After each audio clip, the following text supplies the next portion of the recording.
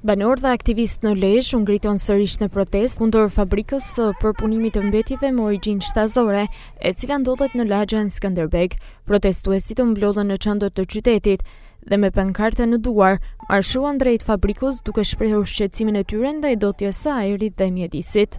Nga Ministria e Mjedisit, që ja pezullon fabrikës shkarkimet, institucionet lokale përgjegjëse për zbatimin e këtij vendimi, Bashkia Lezhë, IKMT, policia, ujësjelës kanalizime, nuk reagojnë.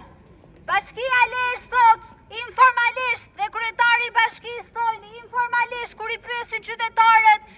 Sipas protestuesve, era rënd dhe ndotja nga fabrika po ndikojnë negativisht në cilësinë e jetës dhe shëndetin e komunitetit, duke e cilësuar të pafalshme heshtjen e institucioneve vendore dhe qendrore ndaj kësaj situate, e cila vijon prej të paktën 5 vitesh. Të gjithë ata komponentë të tjerë, të cilët janë me përgjegjësi institucionale lokale në Lezhë, të mos abuzojnë më tepër me të vërtetën e kësaj fabrike, por të kryejnë detyrën e tyre. Po kërkojmë një të drejtë tonën që na jep kushtetuta, ndërkohë i vajthirri edhe kryebashkiaku të Lezhës që të na ketë në konsiderat premtimin që do t'ju zgjidh shumë shpejt të problem. Fabrika Inka tashmë nuk është me problem vetëm i banorëve të Lezhës, por është problem i gjithë lezhjanëve. Madje është edhe pak me përtej lezhjanëve, pasi shkarkimet e fabrikës Inka bëhen në kanal. Nga kanali nga Drini shkon në lagun, nga laguna dhe në vijën bregdetare. Kemi 5 vite që protestojmë dhe as kërkush nuk e ka vujnë zjarë për ne. As kërkush nuk është të kundër biznesit se paga shumë gjithë bëjnë kaj biznes ose dikush për na. Këtu kemi arë se për në zetë fryma.